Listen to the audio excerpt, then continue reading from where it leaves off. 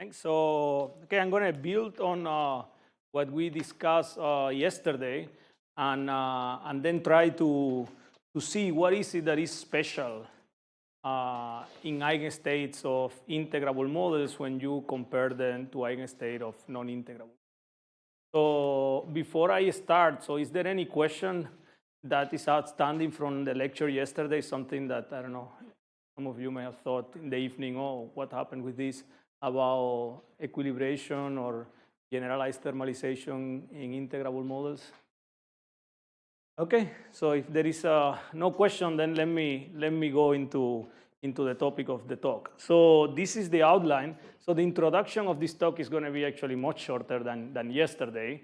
So I'm going to be really spending most of the time in the technical part. So now, you know, if you're going to take one message, let's say from this lecture, is I want it to be the following. So yesterday I told you that if you want to differentiate integrable from non-integrable models, you could just use the level spacing distribution, and that will tell you whether they are integral or not. Okay, that goes into the eigenvalues, or you have to look at the eigenenergies. So you can also ask the question, so if you look at the eigenvectors, okay, if you look at eigenvectors of some Hamiltonians, can you tell whether they are integrable or not? Okay, and I'm going to give an answer to that question in the context of entanglement entropy. And what I'm going to argue is that, yes, if you look at entanglement entropies, they will serve as a universal way of distinguishing integrable and non-integrable models. Okay, so that's ultimately the message of this lecture, and then there are a lot of technical details that we are going to be discussing. Okay, so now, you remember in the lecture yesterday, I was really talking about pure states, right? So I took a state and unitary evolution. So this lecture will continue on that. For most of it, there will be some parts I will use mixed states. But so what is it that we call this entanglement entropy? And they are related to von Neumann entropies, but how is it that they are defined in eigenstates, right? So of course, the von Neumann entropy of an eigenstate of a pure state is 0. And so I'm going to be focusing on eigenstates of many body Hamiltonians. So therefore, Neumann entropy is 0. So how is it that I get something that is non-zero? It's because I'm going to trace the complement of some subsystem of interest, right? So you have a chain. What you can do is trace half of the chain and look at the von Neumann entropy of the half that you have left. Right now, the density matrix is mixed. And the entropy, the entanglement entropy is going to be non-zero. Okay, so that's essentially what I'm going to be doing. So remember, I have some density matrix reduced of tracing out some complement A bar of A of a pure state. And then the von Neumann entropy is defined the usual way. And there is a family of entropies that people call n-order Renyi entropies that are defined this way, of which the von Neumann entropy is the limit n going to 1. Okay, so in this talk, I'm really going to be focusing on this part. So I'm going to, from now on, say entanglement entropy, and for that, I'm referring to this bipartite von Neumann entropy. And the other thing I'm going to be always taking for granted is that this A is something that is connected. Okay, so if I have a chain, I remove a piece, and the other piece is composed of connected sides.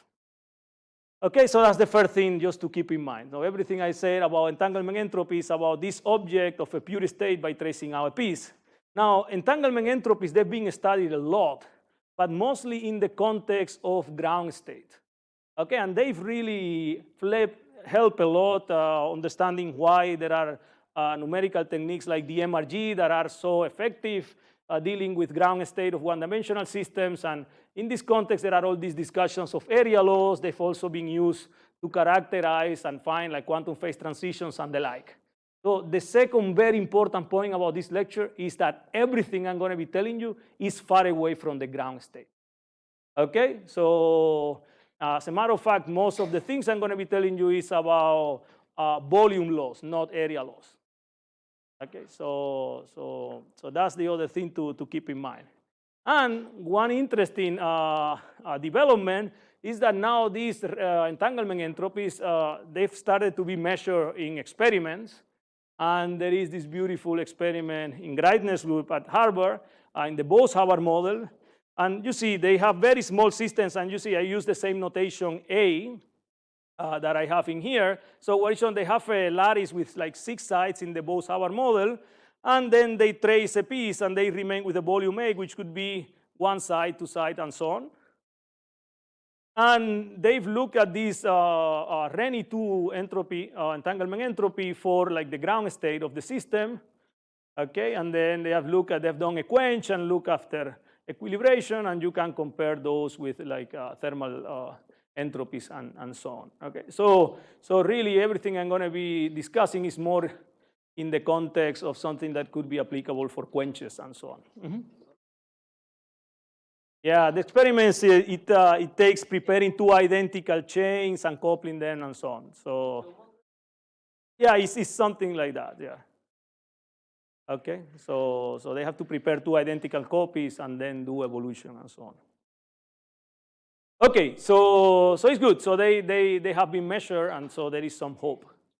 So now let me go to that, what I was mentioning as the message of the talk. So yesterday I told you, well, if you have a model, right, that you can tune integrability or not, if you look at the level spacing distribution, well, you can really figure out that the model, whether the model is chaotic when T prime B prime is non-zero, or that is integrable when T prime B prime is equal to 0. Now you could ask, what is it? I mean, is there anything I can do looking at the eigenstates to find out whether it's integrable or not? And somehow I mentioned something that you could do yesterday, which you could look at expectation values of operators in the eigenstates, and then look at whether they satisfy ETH or not. But you see, that depends on the operators. And you can also do other things, which we look at with Lea. So you can take the eigenstate of the Hamiltonian and decompose it in some basis. So in these plots that I'm showing you here, the basis that we took is the basis of the integrable model. So essentially, we look at the eigenstates of the entire model in terms of the eigenstates of the integrable one, and of course, and then you compute these information entropies. And then of course, if you're in the integral limit, you better get 0. But you can see what happens as you break integrability. So essentially, you get some smooth functions. And they actually, if you break enough integrability, they get very close to the Gaussian orthogonal ensemble predictions, okay? But again, so this is something that you could do. It tells you, well, looks like maybe chaotic, a smooth function, getting to the GOE. But these things also depend on which basis you use to write that entanglement entropy, okay? So you use the computational basis, immediately the integrable model will have entropy, and things will depend strongly on that. Okay, so that's where the entanglement entropy somehow helps, right? That's universal. That's something that doesn't depend. Okay, so questions about that? So let's see then now integrability versus non-integrability in these entanglement entropies of the eigenstates. So now you can ask, for quantum chaotic systems, what is somehow the universal equivalent for entanglement entropies to that Wigner-Dyson distribution that we have for the level spacing? And this is this result by Page. It's a beautiful result in which Page was just asking, well, if you take random states in the Hilbert space and you take it with the uniform distribution in the unit sphere, what is the entanglement entropy that you get? And this is the result he got in this limit, okay? So essentially here, the idea is you have part dA, which is much greater than 1. So the dimension of your subspace is much greater than 1, but smaller than square root of d of the dimension of the entire matrix. Okay, so then now look at these results in here. So if we think about this as applying it to eigenstates and so on, so we know that the dimensions of our subspaces are essentially, the log of these are going to be proportional to the volume of that part, right? So that immediately tells you that in here, for typical state, you get something that is like a volume law. Okay, so that's the first thing. And now the correction. Now the correction is amazing because it's ridiculously small, right? Look at this. The correction is exponentially small whenever, okay, your subsystem is not half. of the system. And then when the subsystem is half, the correction is 1/2. Okay, so what this tells you is that typical pure states are, if this would be all, they will be maximally entangled, but they are not because of this, so they are nearly maximally entangled. So the correction is exponentially small, so long as you don't trace half of the system, so when you trace more, and then it's just 1/2 if you trace exactly 1/2 of the system. Okay, so this is somehow what we are going to have in mind in the back of our minds for what would be the expectation for quantum chaotic systems.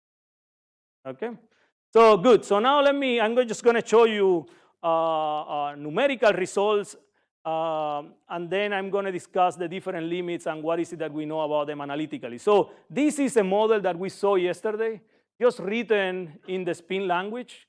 So again, remember this part is the spin 1/2 XXX chain, and this is what breaks the integrability of that model.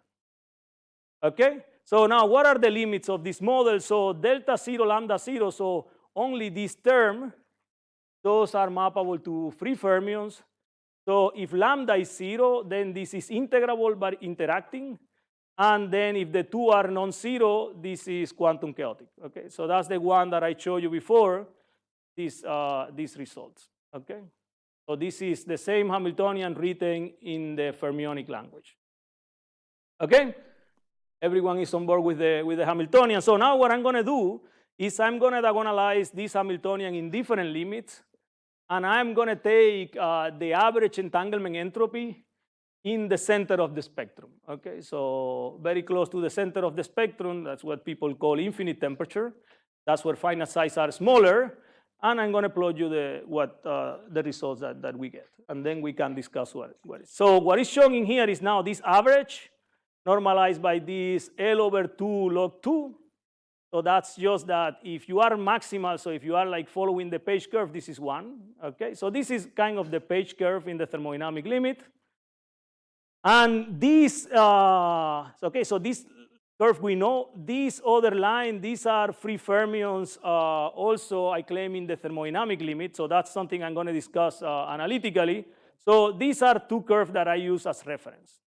Okay, so now the other curves are now for a finite system, and I should have updated this. This is like 22 sides. So the non-integrable model, now you see, is very close to the page curve, but not quite on top of it. Okay?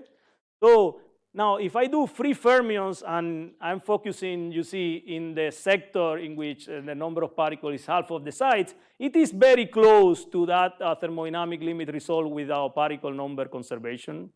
And then you have the interacting integrable model in between. Okay? So now, of course, the question is, what happens with these three curves when I increase the system size? Right? So now let's take a look at what happens. So first, what happens with the non-integrable model? With this point, as I increase system size, and you see, so there is something, and I'm normalizing by the maximal value that you get for random states, so that for the quantum chaotic case, you should get 1, and that's what you get. So the scaling is suggesting that, so that if you increase the system size, this point goes into this point in here. Okay, so that's what this is showing. Pardon? So this is 22. I mean, this is 22 in here. Okay, so I think this point is 22. And then these are all smaller system size. Okay, so I mean, this distance that you see in here is probably the same as in here. So, okay. So it's just that now you see the plot is not from 0, but from something else.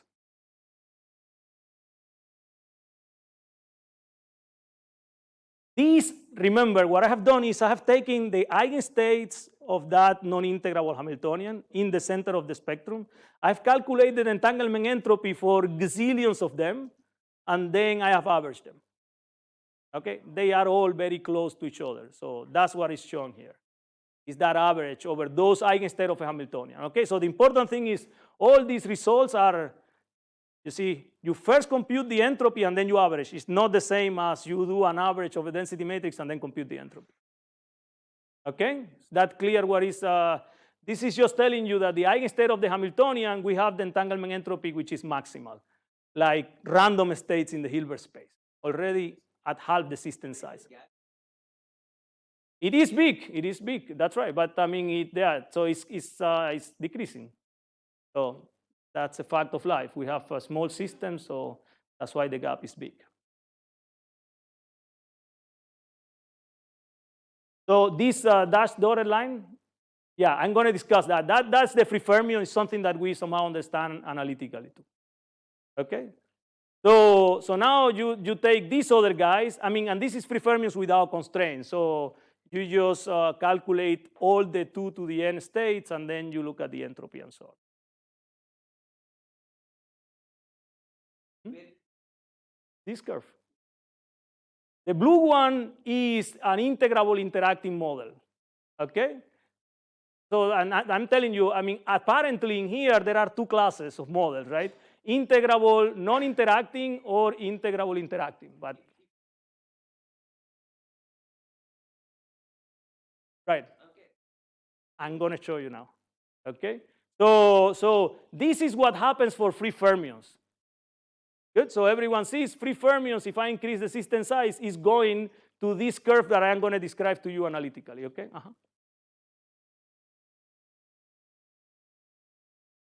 That's right, it's independent. That's a conjecture, but we have a strong evidence that it's independent of the, and actually we have bounds, rigorous bounds that are independent of the model. I'm going to show that. That's part of the talk, actually. That's great that I got you all motivated. Good. So, great. So these 2, right? So anyone wants to take a guess where this one goes, up or down? Right? So, okay, let's see. How many of you think that it's going to go up? So because they are interacting, it's going to be like quantum chaotic systems. No one. Okay, 1, 2. So how many think? 3. It's going to go down. It's going to be close like fermions. Okay. A lot of people that don't think, huh? No. Okay. So let's take a look at what happens. So it goes down. Okay. So now this is a scaling. This was only 1 value of delta. So now we take 4 values of delta. And the remarkable thing is that we can do a 1 parameter fit to the free fermionic case plus a constant divided by the square root. So you see the scaling is changed, and it's extremely good fit for different values of delta. Okay? So now related to that question that Mauricio was asking, so this is the kind of thing that you will see, it allows you to conjecture that even integrable interacting in the thermodynamic limit will go to free. Now, of course, you want to say, you would want to say, well, but what happens if you change this fitting? And so we look at the quality of the fit. Okay, so we look at the quality of the fit instead of fitting to the free fermionic case, which is this line, we fit to other numbers around. And this is what we find. So you see, it's a very steep curve in which the minimum, right, is very close to the free fermionic, but not quite.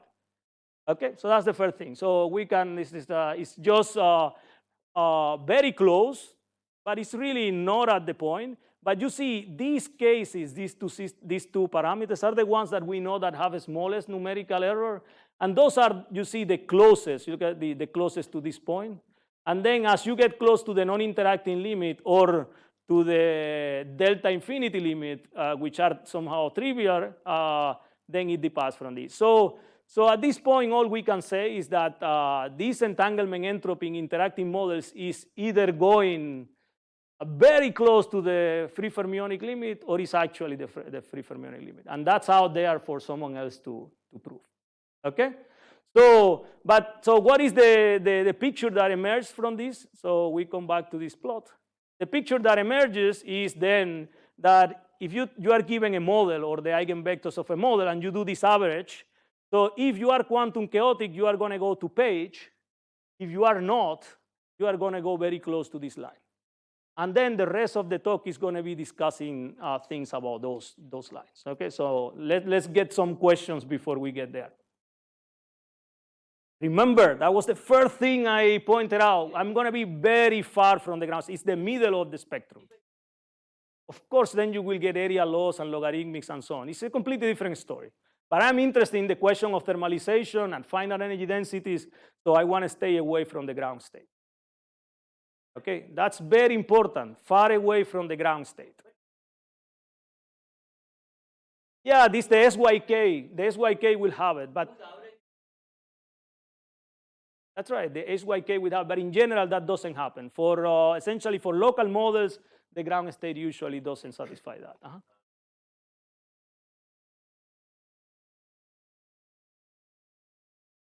That's right, but I mean free bosons. So I mean these are non-interacting. So I really don't even know how to think about that, and they are definitely like a sick limit, right? So they have infinite compressibility and so. So I don't know. Yeah. Right. If I'm, to start with, there is no infinite temperature limit, and yeah. So, but you can. Yeah, you can do the numerics. That's all right. Yeah.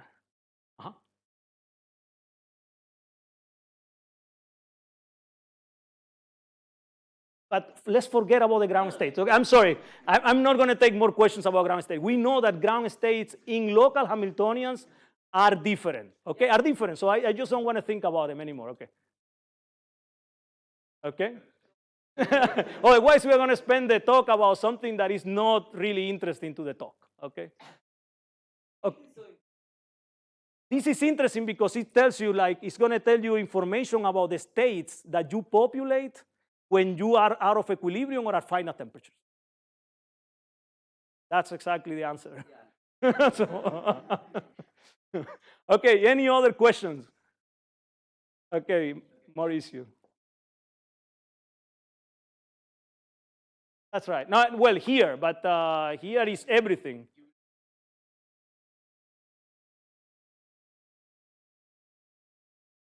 I'm going to discuss all this to death now. In this part, they are the same. I'm going to discuss that. That's a very important point.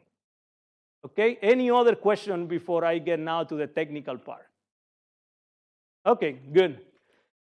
Okay, so technical part. So now let me tell you about that limit, the bottom limit of non-interacting systems. So free quadratic Hamiltonians. And interestingly enough, right, I started thinking about that limit because of this paper of Rajiv, who is sitting there, that I discussed a lot with him when we posted it.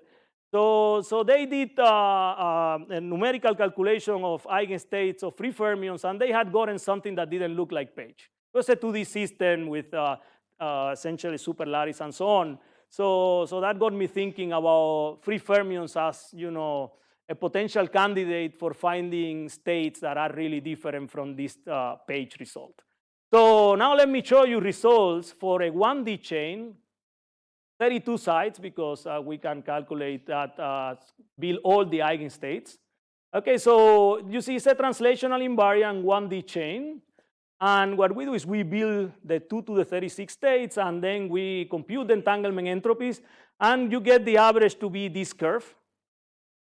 Okay, now I should tell you, and this is, if you do the numerical calculation, you get that you converge to this curve exponentially fast with increasing system size. So even though this curve, we really don't have it analytically, I would claim that the numerical results are like the thermodynamic limit, because we see that you converge exponentially fast there. Okay. So the other thing that we did is just look at the distribution of the entanglement entropy of the eigenstate, and you see what the distribution is peak around that curve. Okay, I'm going to discuss the variance later. But this is just to say that this curve is not the result from having a bunch of states with entanglement here and here. So really, this is telling you about the typical entanglement entropy of the free fermionic states. Okay, so that's what you get from there. So now once you get this, and then we started thinking about how to understand that, we realized, and now answering that question from Mauricio, that we can actually say things about the most general translational invariant quadratic Hamiltonian. And now this is very important, okay? Everything I'm going to be telling you here is about translational invariance. As soon as you break translational invariant, this question actually doesn't even make sense, right? Because if you take just local potential, then all the eigenstates have zero entanglement. Okay, so immediately you can see that this cannot be true about all quadratic models. So these are all translational invariant quadratic models. So this is the most general Hamiltonian that you can write. And the nice thing about these models is that you can do a Fourier transform and then a Bogoliubov transformation, and you can find all the eigenstates. Okay, you can find all the eigenstates. Now, those are Gaussian states, and they are fully characterized by this one-body correlation matrix that I was also discussing yesterday for the fermions, because then you have weak theorem. Okay, so this tells you everything. Right? You can compute any correlation from there. Now, computing entanglement entropy is still non-trivial, but this gentleman here, they figured out that the entanglement entropy of the many-body eigenstates can be computed using this one particle or one body correlation matrix. So it's just a trace of this, where this is the part of this matrix that lives in the subsystem that you are interested in. Okay? So that's a great simplification, right? Because you go from something that in general has to deal with things that have the dimension of the Hilbert space to something that now are linear in your system size. Yeah.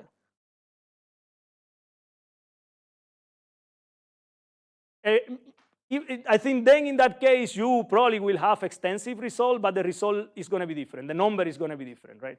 So the whole thing is about universality. So this point is actually different than the number that Rajiv got, and is different also from some like SYK limit that are known analytically, okay? But those are not translational invariant. Okay, so good. So this is a great simplification.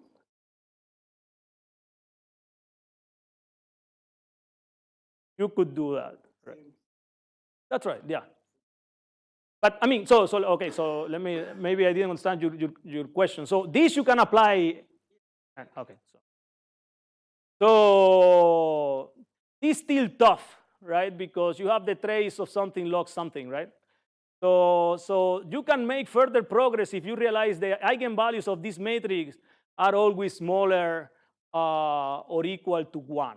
And the way you can understand, these are single particle, right? The eigenvalues, single particle occupations, they have to be, but this can be proved exactly. So that tells you that you have bounds. So the maximal value that you can have for the traces, and that's for the power 0 is 2 times the volume, and then whenever you increase the power, the trace is smaller. Now, why does that help? Because that means that you can expand this, and you have a convergence series. Okay, but that's a big simplification, and I think that was the first step in making analytical progress. Everyone is on board with that. Now, this still is something that in general you would have to do numerically, right? Because for each state, this thing you have to put the F and calculate. Now, the next step is that by taking in here, and that's going to be important for the analytic results, by taking here the average over all eigenstates, okay, there is a further simplification, because the trace, I mean, these traces of power of DFS in all eigenstate can be computed using correlation functions of the binomial distribution. Okay, so that is the amazing thing at this, and there is where we can do analytics. Okay, so now the other thing is, you see these are even powers, so you can see you can truncate the series. Okay, and then you get a lower bound, and you can replace all higher power by the lowest one that you can compute, and you will get an upper bound. Okay, so that's great. So now I'm telling you, we have a way of calculating this analytically using correlation function of the binomial distribution, and the other thing is that by computing this, we can find bounds to the von Neumann entropy, the average von Neumann entropy over all the eigenstates. Okay, everyone sees that? So, okay, so now let's take a look at the first order bounds, and that's the first thing answering Mauricio's question. So the first bound, we can compute it for the most general quadratic fermionian Hamiltonian, and doesn't depend on the parameters of the Hamiltonian. That bound is universal, okay? So the bound is universal, and now comes the other remarkable thing. So you see, this part of the bound is identical on both sides, right? So what this tells you is now in the limit VA over B going to 0, the average for Neumann entanglement entropy is VA log 2. So it is telling you that at vanishing subsystem fractions, even non-interacting fermions have maximal entanglement. Okay, like quantum chaotic models and so on. And that's it. That's just an exact statement now that at that vanishing fraction, everything is the same. So at that vanishing fraction, you don't see a difference between integrable and non-integrable models. As a matter of fact, you don't even see a difference with the quadratic models. Okay? So what happens if you work a bit harder and then you compute the second bound? So like going to the next order in the sum, well, you get this expression. Okay? And now look at this expression. Now this part has already converged in the left and the right. Right? They are the same. So as you compute more and more orders, you get something that we call like an asymptotic result. And then you just have to improve this part. Okay? So now Lucas really worked very hard and developed a whole diagrammatic technique, and he really, in a tour de force calculation, he went up to the fourth order bounds. And this is what he gets, right? So this line blue is numerical results, but I told you, I claim this is the thermodynamic limit because things are converging exponentially. And the bounds that he gets support that statement because my curve is always between his bounds. And now the upper bound is this thing and the lower bound is this. So you see the lower bound is really already very, very tight there. Okay, so the other curve that I have is this asymptotic. These are all the terms that have converged on the left and the right. And you see how it looks like. Now, interestingly enough, that expansion, we don't know the expansion of any elemental function that has those terms. So maybe it's a product of things, so we don't know it. But that asymptotic part looks like this, and this is page result. Okay? Questions about that? So the other thing that we look at is much harder, is now look at variances, right? How close are all these eigenstates to the mean? And this is what we were able to show, that the variance, this quantity, vanishes as 1 over the square root of L of the system size or faster. Okay, it's telling you that in the thermodynamic limit, right, you are going to have the overwhelming majority of the states on top of the average. It's actually 1 over L in the limit of vanishing subsystem fraction.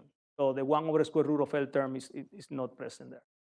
Okay, so now I've told you most of what we know about that curve. So essentially, we have bounds for that curve that are very tight, and we know that the variance of these eigenstate entanglement entropies vanishes in the thermodynamic limit. Is the curve different from the average? The other one was the one I show you in the initial plot is really this blue curve. The bottom one I show you is that curve. Exactly, that's right. And the infinite was the circle one where infinite temperature, half filling. This doesn't have half filling, so that's have all fillings. Okay, so those two things and a finite system size. That's right. But we know anyway that half filling dominates, right? The average is the largest sector, so that's why it goes to this result. Okay. Other questions about that? So now, then of course, this part is very interesting because how can we understand that you have free fermions and they still have this maximal entanglement? So then Leo started playing with what is the distribution of the eigenvalues of the reduced one-body density matrix there. And these are numerical results, the points in here. So he took a system that is like 6,000 sites. So remember, these are free fermions, and then you can really build, you can construct a state for very large system sizes. So 6,000 sites, and then 60, the part that we are interested is very small, is 60. And if you keep 60 and increase the L, you see that this properly normalized distribution of eigenvalues is the same, and you can keep the L and change LA, and you get that is the same. So it seems like that distribution is somehow universal in that limit of vanishing subsystem fraction. So then he started playing, so well, those systems are translational invariant. So what if I build a random ensemble, but that has this translational invariant built in, and these are these Toeplitz matrices. So he built this Toeplitz Gaussian ensemble. So replace the matrix element by random numbers, and the value is normally distributed with zero mean, and the variance 1 over L is something that we knew essentially analytically from, that's what I told you before in this previous. So we took the variance to be exactly the one we knew, and you see now, if you do that, you get the lines. Okay, I'm sorry, before the lines were the numerical results, okay? So the points are now the results of this Gaussian, Toeplitz Gaussian ensemble. So you see in that limit, if you take those random ensembles with the proper symmetries, you still reproduce that distribution, and of course that distribution determines this part. Okay, so that's essentially it for that lower curve. Okay, so we have very accurate numerical results for the average, and we have very tight bounds, and we understand that limit of vanishing subsystem fractions in terms of this Toeplitz Gaussian ensemble. Okay, so then, of course, these are fermions, so you can say, well, what happened with the spins? And when you map a spin to fermions, you have to be careful with boundary conditions and so on. So we decided to take a look at the 1D transfer field model. And that's when that conjecture came about of the universality. So you see, at this point, let me just go back to this curve, okay? At this point, all we knew is that the first order bounds were universal. Okay, and then we had the average for free fermions. At that point, we didn't make, we didn't think that the actual curve would be universal. But then we went to the 1D, the transfer field model, and we got the same result. And then we generated a gazillions of models numerically, and we got the same result. So actually, in this paper, we conjectured that the average, not only those bounds, the first order bounds, is universal. And that's a conjecture at this point, okay? So that the average is universal for translational invariant quadratic models or models mappable to them, and that's, of course, then relevant to the transfer field easy model. And once you have the leading term, then you can start thinking about corrections, like what are the subleading corrections.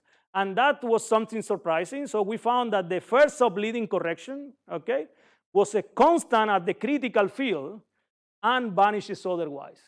Right? So that's kind of crazy now, like going back to those of you interested in ground states, because it's telling you that you take the spectrum of the entire spectrum, compute the average, and the subleading correction tells you where is the critical field for the transition from the quantum phase transition or not.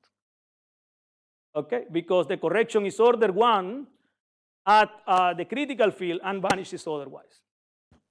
Okay, but that is something that we need to explore for other models and so on. But this was very useful for us to just realize that this leading term may be something that is universal for all translational invariant quadratic models, and that was a first step to finding out in the end that it may be even universal for translational invariant integrable models, including quadratics or not quadratic models. Okay? Questions about that?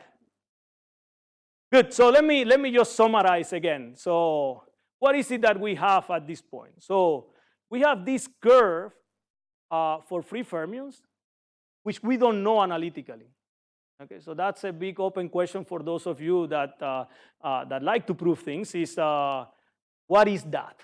I mean, can you really get that curve? And I think, like discussed with many people that are interested in getting it, in particular because it potentially can be universal for all integrable models. So we don't know it. We have very tight bounds for free fermions, and we have numerical evidence that interacting integrable models are either identical to that or very close to it.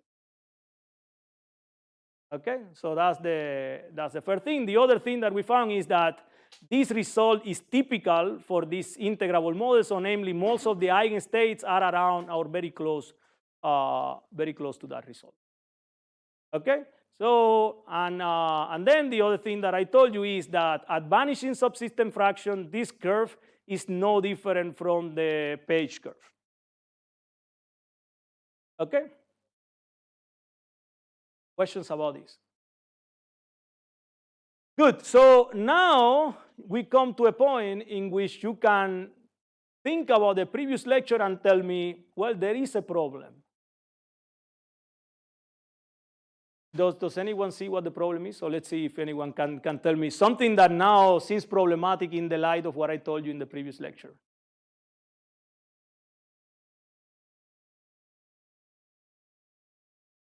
I mean, that would be for the GGE, but it's something else. It's related to this limiting here. Right, so I can tell you what the problem is. Now I'm telling you that free fermion or integrable models, right? If you look at the vanishing subsystem fraction, the eigenstate have maximal entanglement, and they look like quantum chaotic states. So you can ask, how come they don't thermalize? Right, so if the reduced density matrix look like the thermal one, how come they don't thermalize? Right? So it is true that if you take a typical state in the sense of essentially of the Dhar measure, it should be thermal, but it looks like a physical state. So what is happening? So let me go into that. So of what's happening and give you so that's something that that had bothered me a lot, and I had discussed a lot with Hal about these things. So I decided to do some controlled numerical experiments now, really dealing with initial states that are not states that are equilibrium or eigenstate of integrable models, which everything I did in the previous lecture was that case. Okay, everything in the previous lecture I start with eigenstates or initial state that were equilibrium state of integrable models. So now what I'm going to do is the following. I am going to build a non-integrable Hamiltonian, which is the sum of the integrable plus something that breaks integrability with this lambda that breaks integrability. Okay, and I'm going to take the integrable part, again, XXZ, so strongly interacting, and the other part, what you've seen before. And then what I want to do is start with an initial state that is a thermal equilibrium state of the non-integrable Hamiltonian. That's what we have in nature, right, in general. You could think you have equilibrium state of something that is non-integrable, and I am going to quench to the integrable case and see if I generate those physical states, whether in the integrable system they will thermalize. Everyone sees what I'm doing. That's different from what I did before because of the initial state is different.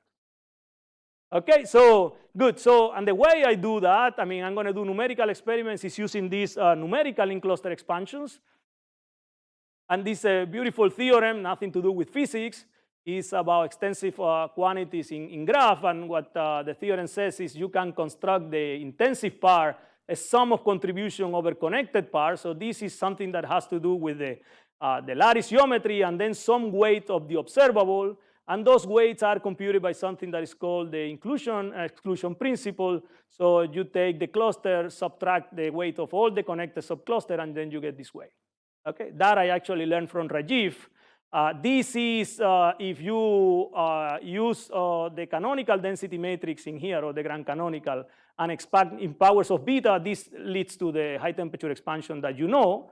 But with Rajiv, 13 years ago, we realized that you could use this now computing exactly these objects. You could use it to get convergence beyond the radius of convergence of high temperature expansions. Okay? And here we were actually interested in equilibrium systems, in frustrated magnets, and so on. So how is it that I connect this to what I'm going to be doing next? Is because a few years ago I realized that you can use the same approach now for quenches. And first I realized that you could do this diagonal ensemble, so measurements of the diagonal ensemble using these numerical in clusters, and even more recently we've generalized that to do dynamics. So in the next lecture I'm going to use this, but now I'm just going to use this part. So what I'm going to be doing is computing observables after quenches in the diagonal ensemble. So you remember from the previous lecture the diagonal ensemble, and comparing to the thermal ensemble. So now let me show you the numerical experiment. So I'm going to compute this the expectation value of that observable in the equilibrated state, and I'm going to show you the difference between the prediction of the diagonal ensemble and the grand canonical ensemble, right? So what is it that we expect to happen if the system thermalizes? That difference should be 0, right? If it doesn't thermalize, it should be non-zero. Now, if it doesn't thermalize, how do we expect this difference to change as we change lambda? Be linear in lambda if lambda is small, right? Because lambda is the small parameter. So then I do the exact calculation, and now you see the precision of this numerical in cluster expansion. We can get things very accurately, and you see that the difference are non-zero, and they grow linearly with lambda. These straight lines are just a linear increase. So, and that's telling you that is non-thermal. Oh, okay, that's not my computer, so let me see what this is. Okay. And this is for two different initial temperature of the state. So this is a case in which the initial state I took was a thermal equilibrium state, not a pure state. Okay, so, and if you do other observables like momentum distribution functions, which I told you yesterday, you get exactly the same result. Now, how can it be that it doesn't thermalize? Well, the only way that it cannot thermalize if most of the states are thermal, right, is that you are sampling vanishing fraction of all the states in your microcanonical window. Right? Everyone sees that? See, if I tell you that the overwhelming majority of them are thermal, and I'm telling you the result is non-thermal, well, you cannot be sampling the overwhelming majority. You have to be sampling something else. So how do you find that? Look at the entropies. So now we can calculate also in this NLCs the grand canonical entropy, the diagonal entropy. Okay, and then let's look at this expression. So how do we expect that entropy to change with lambda? Anyone tells me? How do we expect it to change with lambda? But how should it be? Like linear? What should it be? Should be, right? I mean, you have an expansion now in powers, right? The first is the linear term, right? But the linear term shouldn't be there. Why? Because this is the maximal result. So it shouldn't depend on whether lambda is positive or negative, right? Well, that's exactly what I get in the numerical result. So this line is a quadratic dependence on lambda. So essentially what I'm telling you is that now we have these very accurate numerical results that support what you would expect if the system doesn't thermalize, and we understand why it doesn't, right? Because the entropy, there is an extensive difference between the entropy of the diagonal ensemble and the thermal ensemble, and you sample an exponentially small fraction of the state. Okay? Now the next question is why? Right? Why do you sample an exponentially small fraction of states if you generate an initial state physically as opposed to with respect to the Dhar measure? Right? And I think I have an answer for that. So this is the point. So you take a physical Hamiltonian, right? And observables depend on temperature and so on. So we all know that, right? Now think about the integrable model. The integrable model has this infinite set of conserved quantities which you can build to be local and extensive, right? Right? So you could think, oh, if I see that some temperature in a local Hamiltonian and I compute that set of conserved quantities, right? It's almost impossible that all of them, right, will match the thermal result that you have in the integrable model at the energy at which you quench. So do you guys see that? So that immediately tells you that when you quench, you cannot populate the states that are the overwhelming majority of the state at that energy, because those states, right, don't have the correct expectation values of all the conserved quantities. Okay? So, and that's somehow the argument for why all this typicality fails in here. Because those physical Hamiltonians, things depend on temperature, and that really tells you that you would have to do a fine-tuning to get that to thermalize. Okay, so with that, I am done with the integrable models. Okay, so what is it that I told you for the integrable models? I told you that the entanglement properties are different except in the vanishing subsystem fraction.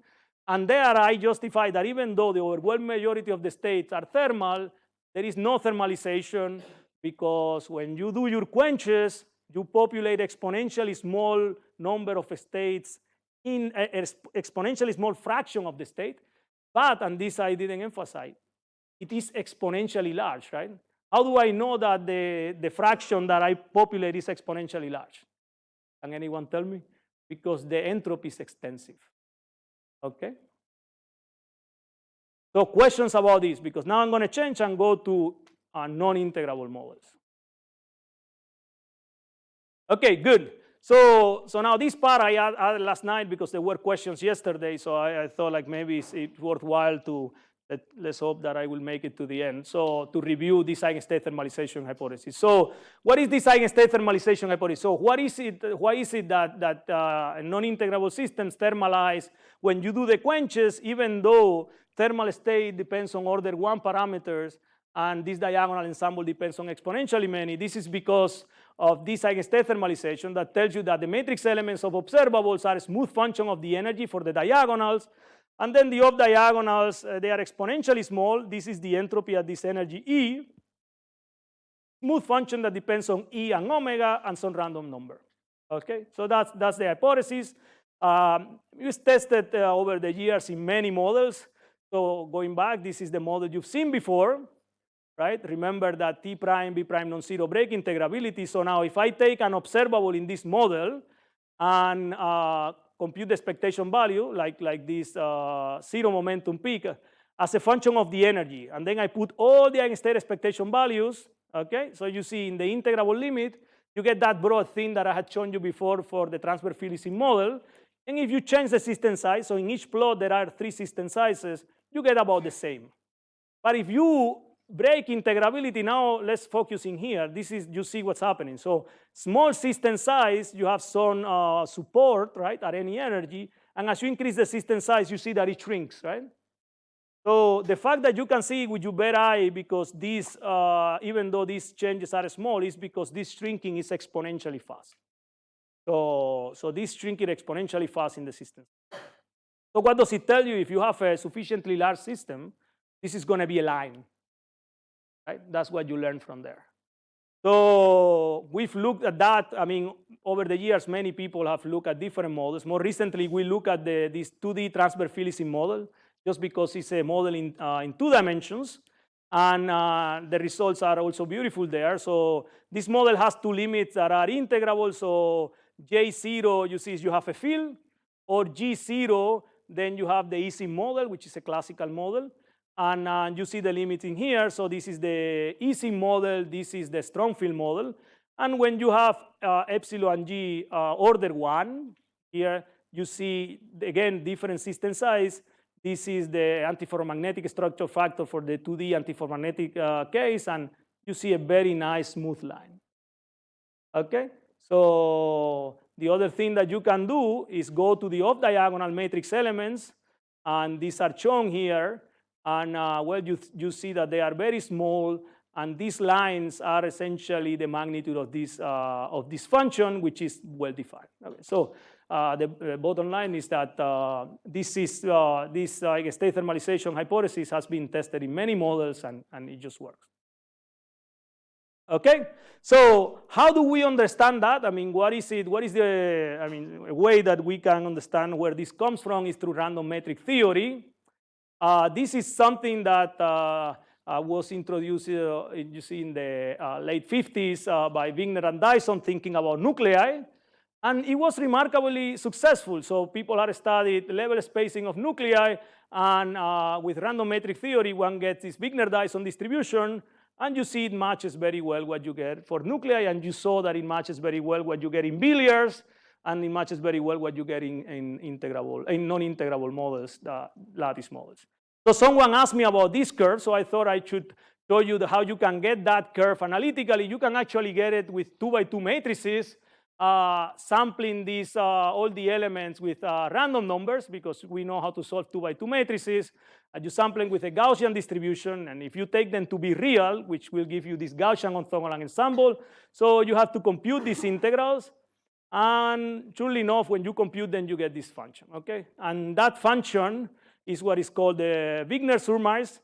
And so the power of this omega in here depends on what kind of matrices you are dealing with, either whether they are real or complex. So if they are real, which Gaussian orthogonal ensemble, this is 1, and Gaussian unitary ensemble is 2. Okay, so that curve we know pretty well. I mean, of course, this is only for 2x2 matrices. For infinite matrices, the result is not known analytically, okay, in a closed form expression. But this is very good. So all the plots I showed you were of this function. Good, so can one go beyond this? Yes, and that's how one can connect to matrix elements. So you could ask, well, if I have a Hermitian operator, how are the matrix elements in random matrices? Okay, so well, we know how to write that operator in its eigenbasis. So now you can write the matrix elements. And these alpha and beta, I'm assuming that these are eigenvectors of a random matrix. And here, the important thing is that those are random orthogonal unit vectors in arbitrary basis. So that now allows to do averaging here. So of course, we don't care about a particular two vectors. We care about what happens when you average over many of them. And to leading order, you get that the off diagonals are 0 because of this, and that the diagonals, they satisfy this. They are order 1. So if you want to say something about the off diagonal, you have to go to the next order. And these are all just Gaussian integrals. And what you find on the next order is that the fluctuations, okay, the variance of the diagonals, are proportional to the variance of the off diagonal. And this proportionality constant is a number, is 2 for real matrices and 1 for complex matrices. Okay? And then if you put these two together from random matrix theory, this would be the ansatz that you get for the matrix elements. So you see it's very similar to the ETH, but it doesn't have a structure in E and omega. Okay? And somehow this is something that you would get from the originals von Neumann paper. Okay? So you get this structure. Good. So now why did I tell you this? Because now you will see this era is universal number, right? It doesn't depend on parameters of a Hamiltonian, right? I mean, so you expect that if Hamiltonians that are quantum chaotic have anything to do with this, then this ratio shouldn't depend on your parameters. And this is something that we showed for that transfer field Ising model. So we computed the variance of that structure factor I told you before. And you see, this is in the entire spectrum. So we really coarse-grained the spectrum in small chunk of states. And this is definitely not true at low energies. And that's why I was saying that I would not discuss ground states. Because at low energies, nothing is universal. But if you move away, you get essentially something that fluctuates exactly about that value of 2. Okay? And this is the distribution. So, and this is, you see, an indication that you have random matrix theory at play in those eigenstates, right, of many body Hamiltonians all over the spectrum. Okay, so that's just a very short review. That summarizes a 1-hour lecture I gave at Tokyo last time that Hal invited me to go over there. So, but I can take questions about this if there are any at this point. So, okay, so then now let's get back to the topic of the lecture, which is the entanglement entropies, right, of the eigenstate of now quantum chaotic Hamiltonians, because I want to contrast that to fermionic Hamiltonians. So I should say that there have been many studies, and Tolia Dimansky is here, and there have been many studies of these eigenstate entanglement entropies, I mean, mostly numerical, okay? So, you know, already I had shown you that this kind of will go to that page result. So what I want to discuss in this talk is what is the effect of adding a conservation law? And I am already somehow hinting what's going to happen. So, and the point of that question is the following, right? So I told you, no conservation law, you will get page, right? Extensive number of conservation laws, that's integral, right? Give you an extensive correction from page. Well, what happens if instead of an extensive number, I put an ordered 1 number of conservation laws? What is the correction from page? So that's the question that I'm going to be addressing. And I'm going to be addressing this in 2 ways. Again, I'm going to be doing numerics. So I'm going to be taking eigenstate of this model, which has particle number conservation, okay? And I'm going to be comparing the result of the entanglement entropy of this model with the entanglement entropy of random states, but now these J's in here are taken to be states with a fixed particle number. Okay, so we fix the particle number, and now we take random states, or we take a state of this guy, right? And then what we can do is do these calculations for different particle fillings, right? You could take the system to have half the particle, the number of particles to be half the system size, 1/3, and so on. Now, if you do that, again, now we go to the middle of the spectrum, okay? So this is back to the numerics I showed you early on. Now this is the average normalizing a different way. I'm sorry that we changed the normalization in every paper. So plot as a function of the fraction, okay? And now here you see 4 sets of data, and they are for different fillings. So this is half filling. That's the typical filling if you do an unrestricted average, but you can have 1/3 filling, 1/4, 1/6, so there are different fillings, right? So now in each of these sets, there are 4 lines, 4 sets of data. Again, let me just tell you what they are. So the symbols, the field symbols are random states. You see them there. The open symbol are eigenstates. And these lines are analytical results I'm going to show you later. Okay, that's what we call the mean field result. That's what we think, I mean, we can prove that is the maximal possible value. Okay, so this maximal possible value is actually page result. Okay, everyone sees what those data are. So maximal possible value, the bound for the entanglement entropy given that you have a fixed particle number, data for random states and for eigenstates. So and in this scale, you don't see the difference between random state and eigenstates, right? You see that they overlap. And the other thing now that we need to figure out is what happens in the thermodynamic limit. I mean, do these points go to here or not, right? That's the question. So if you take half filling, this guy in here, and now do a scaling, these are the eigenstate of the Hamiltonian, these are the random states, and you see they both scale to 1/2. Okay? So that's actually page prediction. So you see what I'm doing now. I take the average and I subtract the maximal value. Okay? And you see that the difference is order 1. So this tells you in the thermodynamic limit, given this normalization, this point will be on top of that. Everyone agrees with that? The difference is just 1/2. Okay? Now, if you try to do the same for all other fillings, it fails. Okay, so it is not order 1. And really, it's very difficult if you don't have an analytic prediction to figure out the scaling.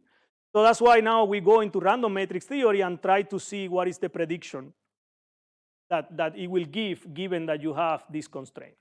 Okay, so how do we do that? So this is what we need to calculate. We need to calculate the average of the trace of rho log rho, right? Of course, the trace of rho average log rho average is simple, but this one is not. Okay, so how is it that we're going to do that? We introduce this operator M, which somehow measures the fluctuations from the average. You see, the average M is 0, right? And then we are going to put this in here, and we get that the trace that we need to calculate is this object in here.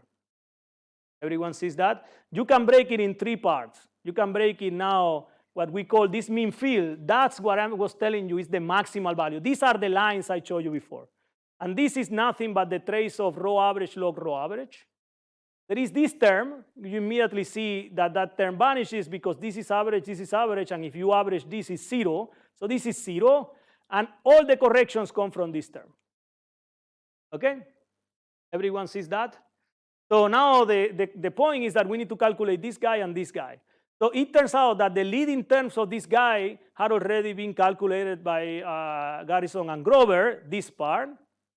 But since, you see, let me just show you something. You see in here, we are computing a difference that is order 1, right? To get that difference, we needed to compute this guy, the sub-leading term, and the sub-leading term is order 1.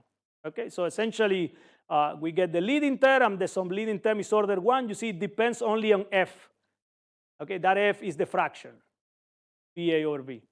So okay, good. This curve is what I was showing you here. Okay, these lines are this result. Okay, which we know analytically in the thermodynamic limit. And of course, this is all in the thermodynamic limit, right? Because we have to use, we have to replace sums by integrals, use Stirling's approximation, and then calculate the integral. Okay, good, perfect. This is for random states. This is for random states, that's right. But isn't random state? Very simple, yeah. No energy window or anything. That's right, random state with this conservation, right? With this, yeah. Right. Yeah, this is simple combinatorics, yeah. Right. I mean, it's a simple formula that then you have to do sums and you compute. These are Gaussian integrals, all very simple, I agree, yeah. So this guy is more complicated. Still, you can do saddle point approximations and calculate Gaussian integrals. Everything we did were Gaussian integrals. We didn't do anything that was not a Gaussian integral. But the important thing is that we can compute not this term, actually this we don't know, but we could compute a bound for that term. So this term is negative, right? Because this is maximal, so this term is negative. And what we are saying is that the actual term is smaller than a bound that we calculated. And you see this is the bound and it's negative, better be. And this is at halves of system fraction. But what is great about this bound is that, you see, this is a square root of L. So you see, for the integrable models, I told you that the correction was extensive, right? Was LA or volume. In here, one conservation law, it introduces a big correction because square root of L is something that diverges in the thermodynamic limit, but it's sub-extensive. Okay? So that's what we've learned now. From pure state, you have this correction, and we can even compute the next one. So this is very large. So if you go to the canonical ensemble at infinite temperature, the leading term is exactly this guy, but the subleading correction is a log of LA, while this is the square root of LA. Okay, so that's a big correction. And that's very important when you are doing numerics and so on, because in a small system, that's going to be large. Okay, so now how do we put all this together? So now let's take a look at this is all for random states. So what happens now for the eigenstates? So this we look at numerically. Okay, and this is what we find. So essentially, these diamonds in here, what are these diamonds? So these diamonds is the exact evaluation of this bound. Okay? So without doing integrals and so on. So you see that the exact evaluation, I mean, it becomes very close, it comes very close to the line, which is essentially this equation. Okay? Everyone sees that. So that's the first thing that you see. And really, this agreement somehow degrades as you reduce the filling and finite size effects become larger. Okay, so that's the first thing. And then you can see where this bound goes in the thermodynamic limit. It goes here. You see, this is all, the difference divided by square root of LA, right? That's what should be order 1 in the thermodynamic limit, because this difference should be square root of LA. And this is as LA goes to infinity. Okay, everyone sees that? So now the next thing that you can do is you can do random states, the exact result for random state. These are these points, or eigenstates of the Hamiltonian. And that's why I was telling you that unless one has somehow some random metric theory support, it's very difficult to claim any scaling for these 3 points, right? Everyone sees that. Very difficult to claim this. However, for the random states, the scaling is pretty clear, going to the same point as the bound. So this bound in the thermodynamic limit is saturated. Okay, so from the numerical results in here, right, and you see the results are the same independent of the subsystem fraction. Right? Everyone sees that? So what is it that then that we've gained from this is that in the thermodynamic limit, now we believe that this bound is actually the exact deviation from the maximal value. Okay? So you get a leading term, and the subleading term is square root of the volume. Okay, so you see, in a sense, what it's telling us is that integrability is doing something fundamentally different from adding order 1 number of conserved quantities. Okay, so if you are order 1, what we expect, I mean, at least for 1, we can prove it, is that you have a square root of it. If you have extensive, you have LA. Okay, so now the reason we were able to calculate all this somehow analytically is because this is particle number conservation. So essentially, when you trace out a piece of the system, your reduced system is block diagonal with different particle numbers, right? So that really was the basis for this. Of course, we wanted to also, we started to think about, well, what happens is now you have an eigenstate, right? It has some energy, and now you trace a piece of that, right? Now you have energy constraint, and you would want to see what is the correction that comes from this energy constraint. So we were bidden to giving the general answer to that by Mark Shenicki at his graduate student. So essentially what they find and they have shown is that, again, the correction is square root of the volume. And they have a very general argument for why this is. And that correction is essentially just related to the specific heat. Okay, so what is it that we've learned from this is that for particle number, we have exact things. So we have very strong results for even for energy. So that seems to be something generic. So if you put an order 1 constraints, you depart from that maximal value by something that is proportional to the square root of n.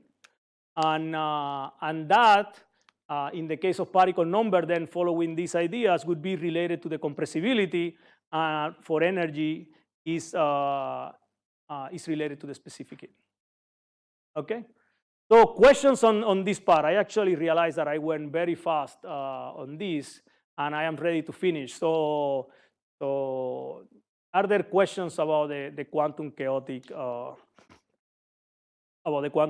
part and these results?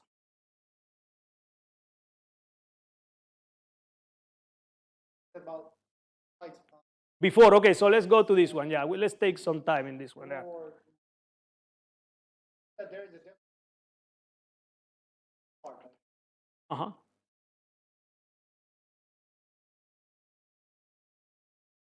Okay, maybe tell me what. There's a difference between. That's right, and the others, right? It's here. That is that we. Right. I mean, so the first thing is the page curve is a calculation that doesn't have particle number conservation, right? Yeah, but okay. So the page curve gives you essentially this. I'm sorry. So the page curve. What is the page curve? The page curve is this number minus 1/2. So because it's when you put here, there is no. This term is not there essentially, right? Because this comes from particle number conservation. So what is the page curve? It's just this guy. Right? yeah. With minus 1. Gain with the fixed. That's right. That's right. Of course, that's right. There's no. In this case, there is no surprise. That's totally right. Yeah, in the half field case, there is no surprise. That's right. But if you try to do the same gain in the away from half filling, you realize that order 1 correction is not the main thing. There is something else. What happens? You get an order 1 correction from the maximal result. You get this. You get an order 1 correction from this. Yeah. Right. That's right. Right. But you don't get the square root of n. So page never gives you the square root of n. So I mean, the other important thing that going, and actually that's what allows to do the bound, right? So you could ask, where does this correction come from, right? Why is that possible, right? And then when you start thinking about this, you realize that away from half filling, there is something that is fundamentally different from half filling. So let's think about this. So you want to split the system in two, right? Right? So if you are at half filling, you can put all the particle in this half, right? That's one state. And outside there is the empty one state, right?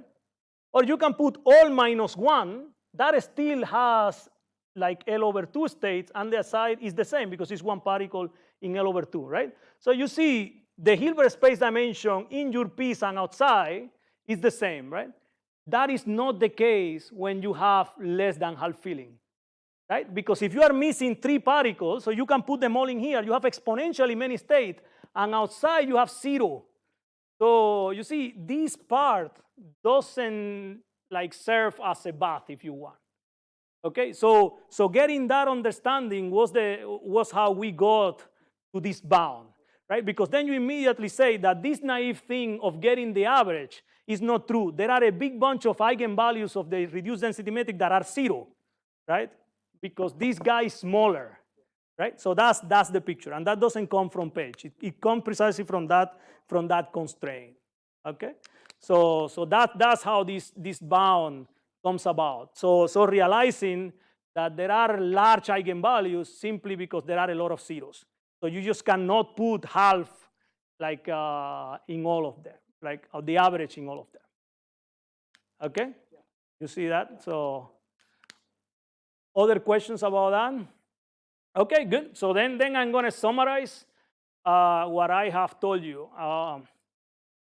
It can be summarized in 2 points. So what is it? Yeah. So I think these are 2 points that are really important to keep in mind. So what is the first point? So the first point is that the entanglement properties, okay, of typical eigenstate of integrable models are different from those of typical eigenstate of non-integrable ones, right?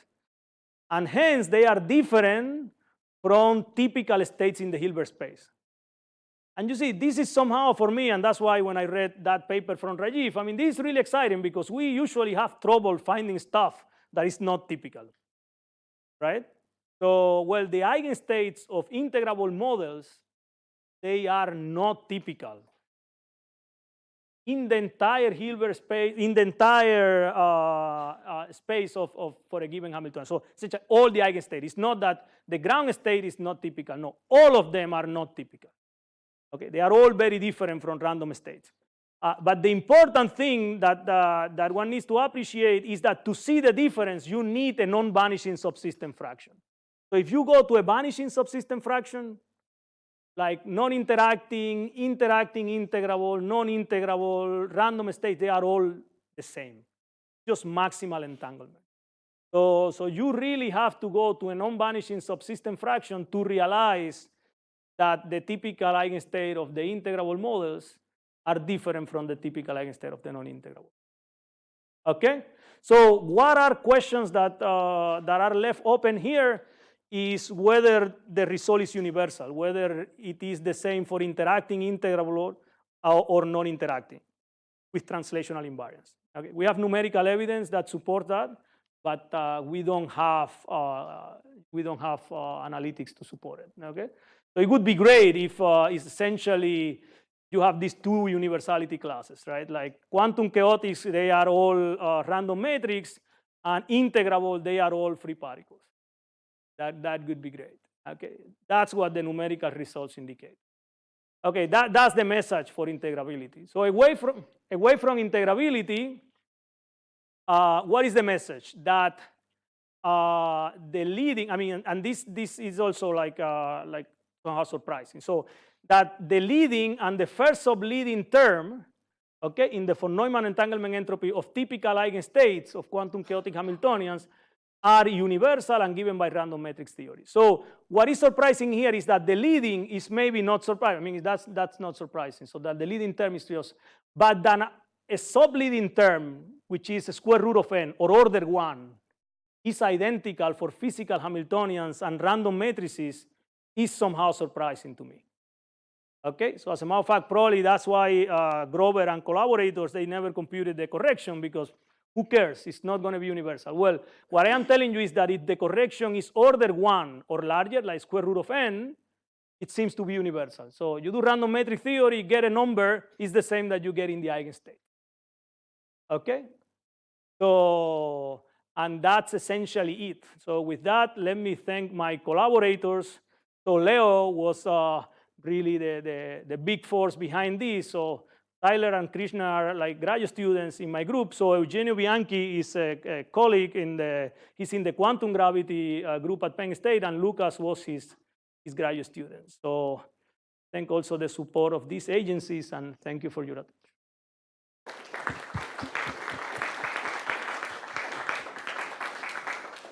Thank you for your lecture. Okay, so the session is now open for questions and comments.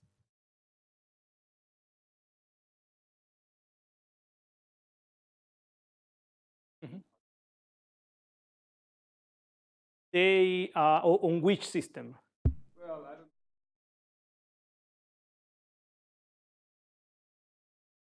don't. For this system, so you're saying the fluctuations about this.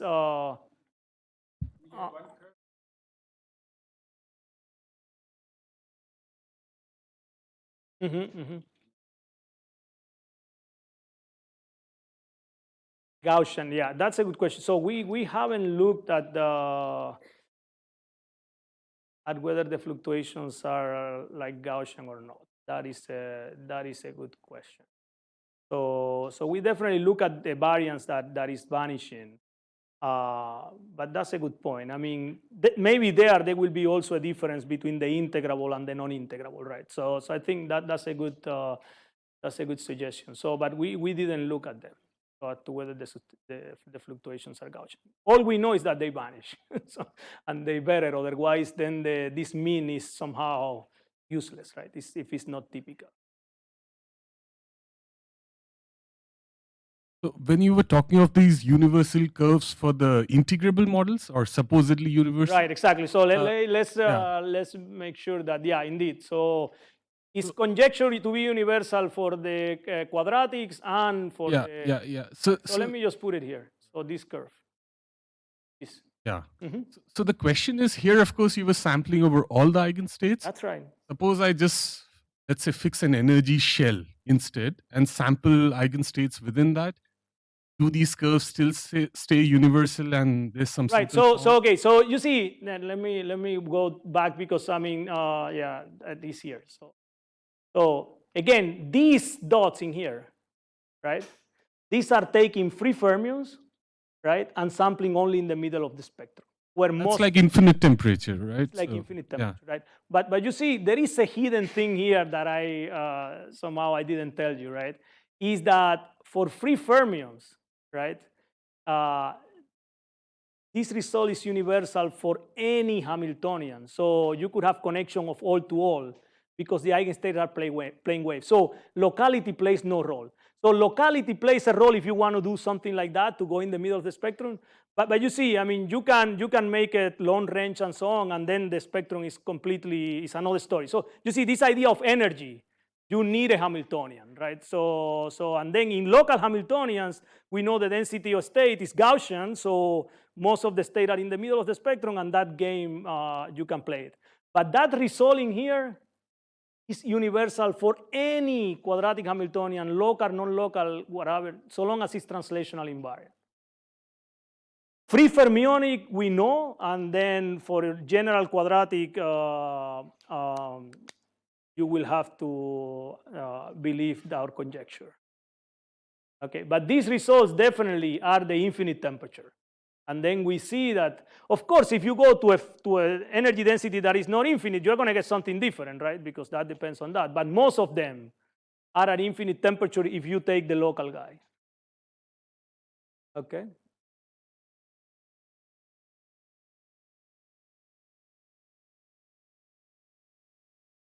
Says something about this kind of curve for quantum Ising model. Right. You get exactly the same curve. And the correction. Right. That's see when you are at the. That's right. Do you mean that the critical point for the ground state phase transition? That's right. The quantum gradient. It's one of the most crazy statement that I have I totally heard. agree. I mean, maybe there is something in the entire spectrum that has to Right, do with right, that age, right. but that's it. That's what we That's find. probably something That's very specific. Actually, it is true for the XY model too in the field. So in this, the second paper like that, we show that this is universal for that, for that class of models for which the quantum Ising is a limit. But this curve is drawn by looking at all the possible. That's right, it's eigenstates. all of them. Then you're saying that it reflects its transition. The correction has that. That's amazing. That was very, very surprising to us. So this, and we don't understand it, okay? So I think at this point, so all we found, right, is when we look at it, there was a constant at the critical field, and we've generalized that for the XY. So now we have the XY plus the field, and again, there is this line, and everywhere this is true. So we have to go and look at that in other models to see if it's true. But there is true.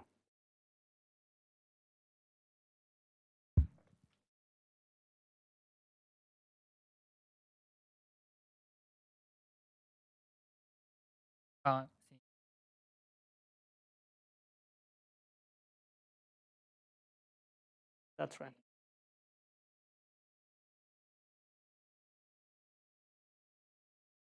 Or against how the entanglement entropy. It's extensive, but the slope is different. Okay? The prefactor is not this log 2. Not universal. That's right. So those guys have extensive entropy, but it's not the maximal one. That's a good question.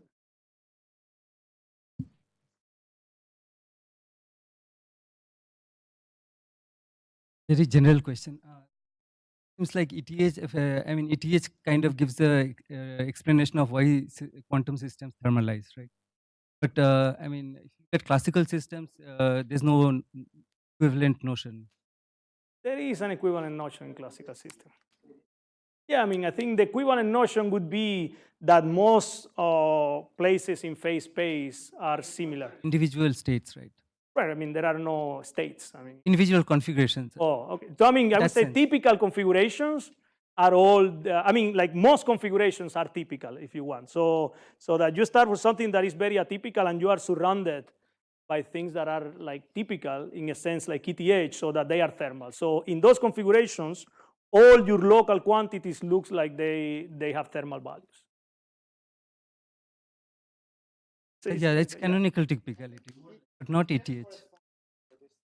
No, but this that point. It's just you go to phase space, right? So almost everywhere. So that's again that goes with the thing like so to see thermalization, do you need to wait for a long time so that you average over everything? No, that's not true, right? You don't need to wait. Right, yeah. That's right. You go somewhere like and then you are, and that's the way to understand it. But typicality doesn't. No, that's right. You don't need the dynamic. The dynamic is what brings you to the typical state. So you to the typical place, right? Yeah, but it's the equivalent.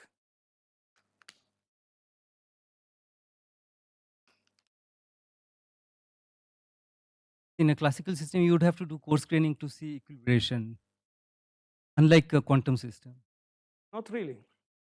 And otherwise, if you look at a single particle. Oh, single particle. But I mean, that is I'm thinking about a sufficient. No, I'm saying a many body system, but if you look at a purely local observable, it will never thermalize. You will see something that is equilibrated. Like the same way that in the quantum system I am seeing, you see, I don't need to take average. I showed you yesterday, right? It's really at each time this thing is there. Yeah, but this you would never see in a classical system. In a classical system, you will see fluctuations that are sub-extensive. I mean, it's something small. Yeah. Exactly. You see, you need to do coarse graining.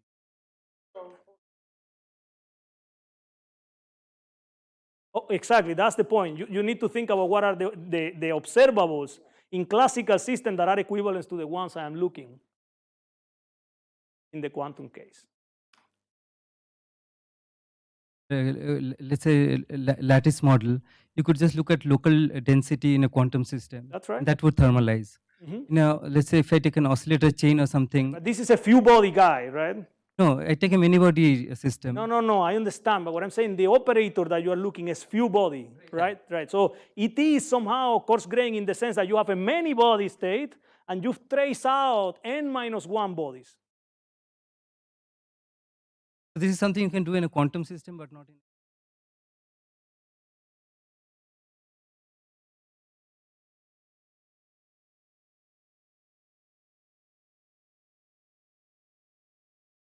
Or are there any? Oh, yes.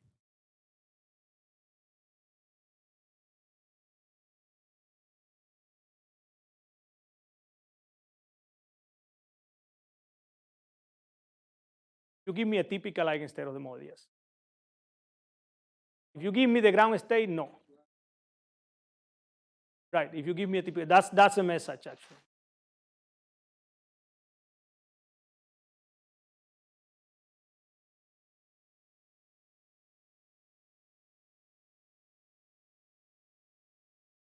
But you could also decide this question when you have the whole spectrum, convey the level statistics, also the real numbers. So what is? So what is the advantage? Is it really better? Right, I can tell you what the advantage is. I mean, okay, so you are getting to the details. What is the advantage? So the advantage is if you are given the spectrum of a Hamiltonian and you are not given the symmetries, even if it's quantum chaotic, if you have a lot of disconnected sectors, you are not going to get a Wigner-Dyson distribution. Okay, if you are given a state, you don't need to worry about symmetries. That guy already will tell it to you. But that's a very good point. So you see what I'm saying? So when I did all this level spacing distribution of that model, I didn't tell you, but there is translational invariance. So we separated all the sectors. If you have to take into account all symmetries, there are some sectors that have particle hole, reflection symmetry, and so on. You have to do all that, right? And then you do the analysis in each sector, and then you get this beautiful result. So if I take the entire spectrum, I don't see anything. However, with this measure, if you are given an eigenstate, you don't worry about that. You just do the calculation, and that's it. You don't need to know the symmetries. That's a good question. Or maybe last question.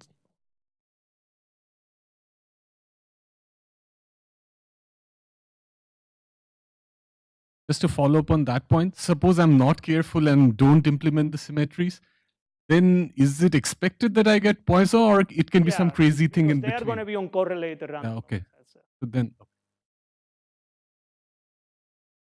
Yes, so let's thank Marcos again.